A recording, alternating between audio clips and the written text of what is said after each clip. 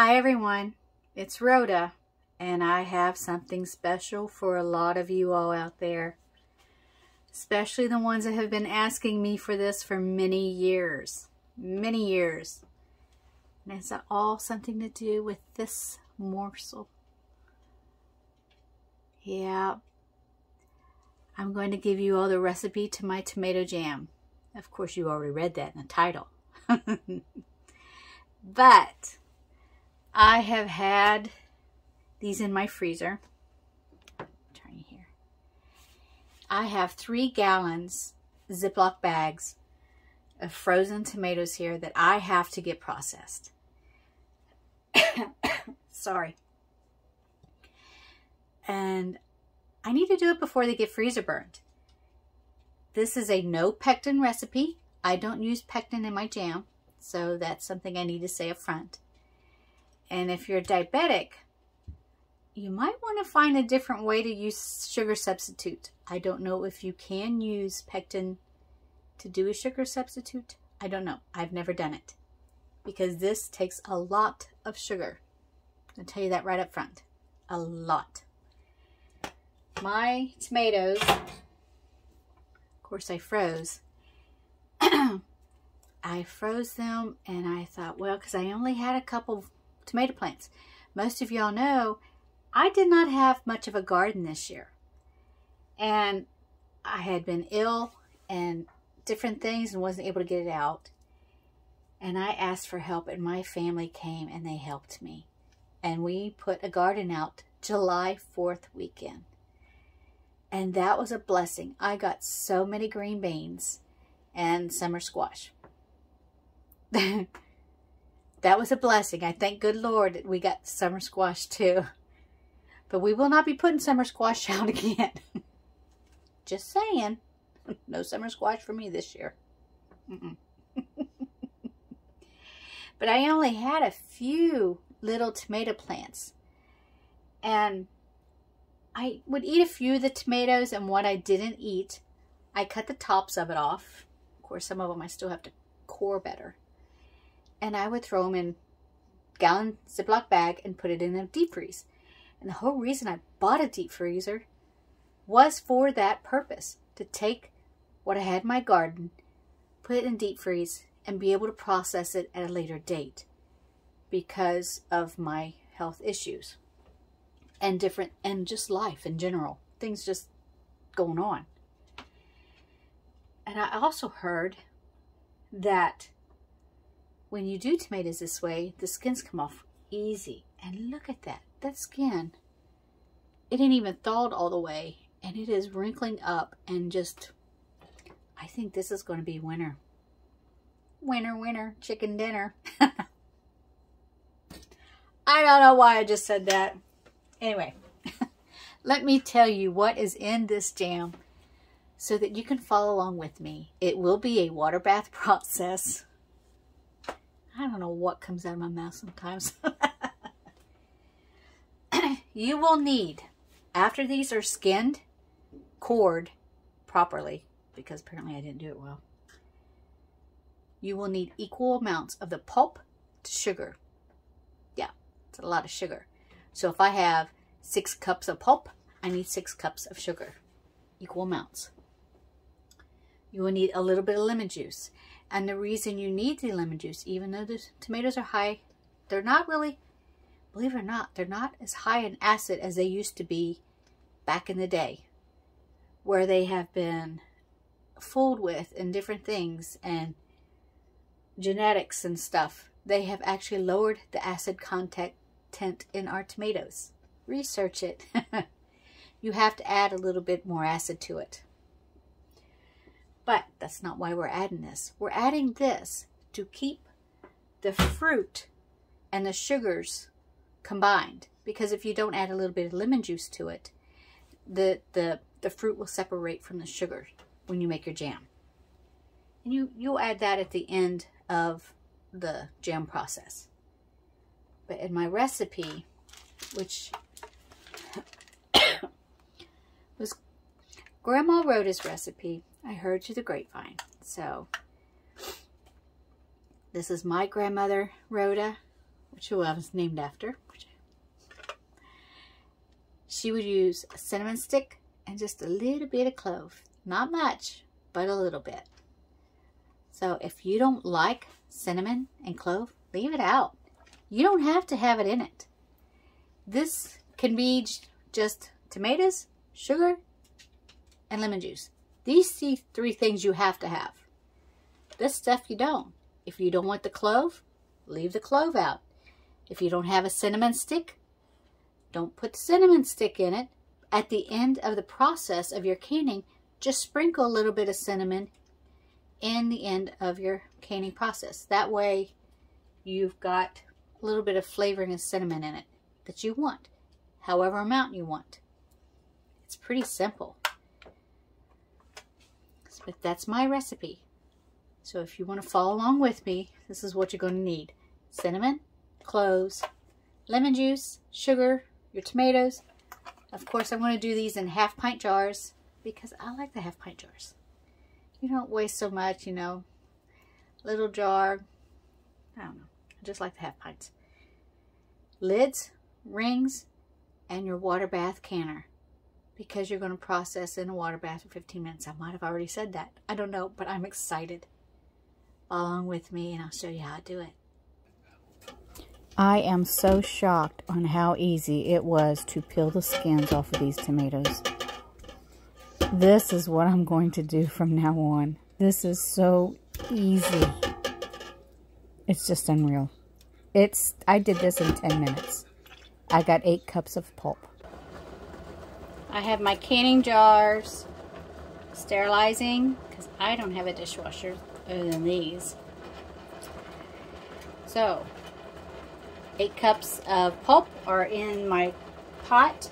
I don't usually can my jam in a cast iron pot. I usually do it in a stainless steel pot, but my recipe is for 6 cups and this is 8 cups and it would overflow my little pot. So, I got my 8 cups in here. When I get this boiled for 15 minutes and get some of that excess of liquid out, I will get it the consistency down to where I want it because I don't want any thick chunks in it.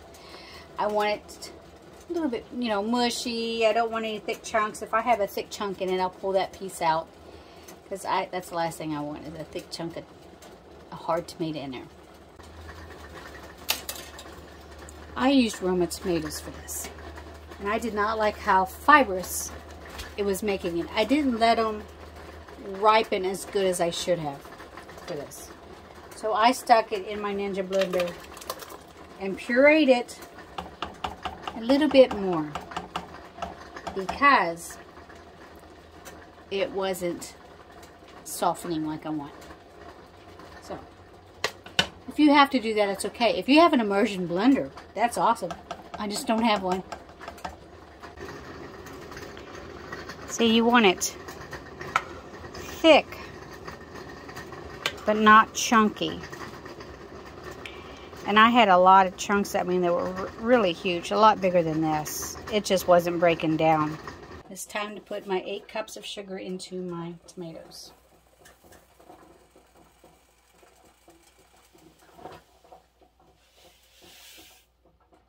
A lot of sugar.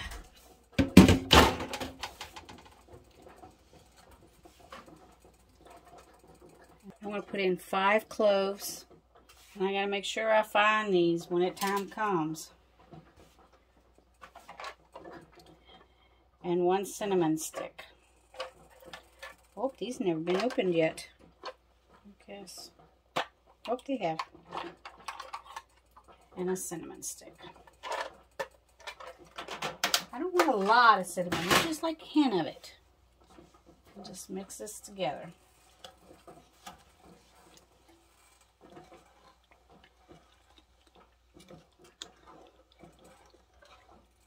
Just gotta remember, I gotta count out those 5 cloves. I don't have any cheesecloth right now, or I would put the cheesecloth in my cinnamon stick, my clove in the cheesecloth, but that's not an option today. So now it's probably about 40 minutes of stirring. I will not walk away from it. I know it's a long time to stand over a stove, but jam is a work of love. So, and if you do a smaller batch, it wouldn't be so bad. A larger batch takes a little bit longer sometimes. Just pulled this out of the freezer. I just want to show you how it's dripping off the spoon. See how thick it is? It's real thick. That's when I know it's about ready. I've pulled my cinnamon stick out of there and my 5 cloves. I got those out. And I did a gel test. And the test, I mean, you can put a drop on the plate and run your finger through it and you can see a separation. You know that it's gelled good and it's ready. I don't know how many jars I'm going to need. I think I'm just going to pull a couple out at a time so I can keep them hot. I'm going to fill my jars up to an inch headspace. That's what well, maybe a little bit more. Not much more.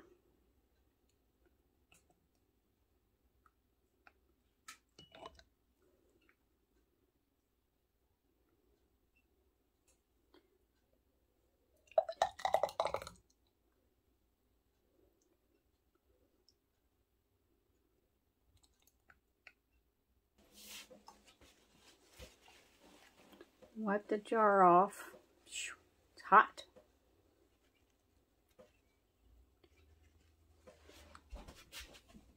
A little more space here. Ooh.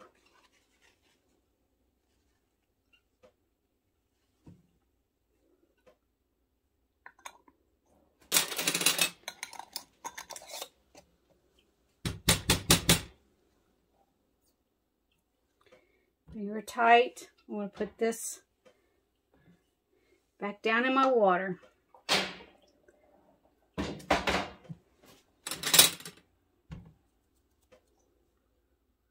Make sure your lids look good. There's no marring.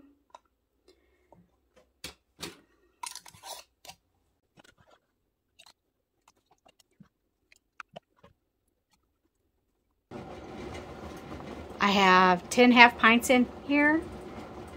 I have a little bit left over for my biscuits in the morning.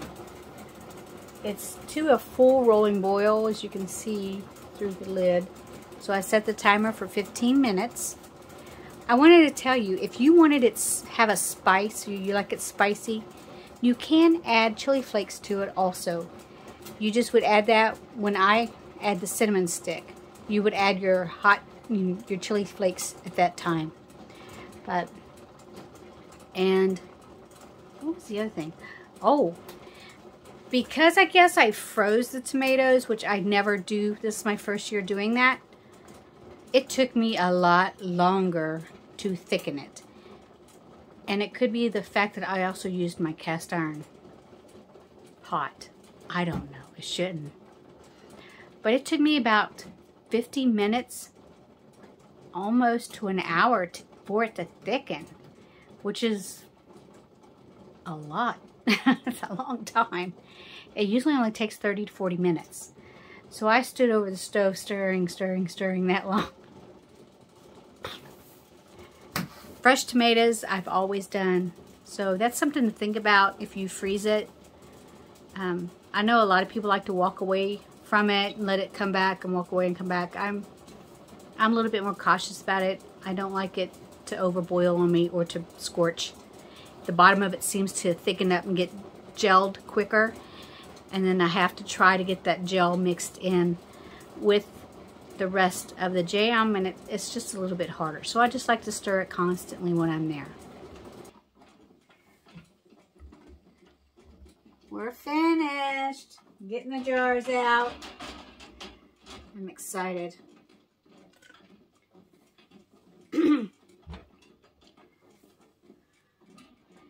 I did put vinegar in my water also. I forgot to mention that. Just to keep the calcium down. I put in, because it's such a large amount of water here, I put in about a 1/4 cup of vinegar to my pot. So I wouldn't have that calcium build up on my jars. This is nice. I love it when I can and provide for my family and make people happy. That's my favorite thing to do. I've got my 10 jars finished. They're processed. I'll leave them here on the counter for about 24 hours. Let them cool. Let them all seal really well. And put this 1/4 pint. It's a 1/2 pint, but there's only like 1/4 of it in there. I'll put this one in the fridge. And oh, I'm so happy. Remember, you can make this your own. Tweak it the way you want. You know, you can put anything you want in this. However you like your tomato jam, you can tweak it to make it your own. This is mine, and I hope you really enjoy it. Until next time, God bless you all, and I'll see you again.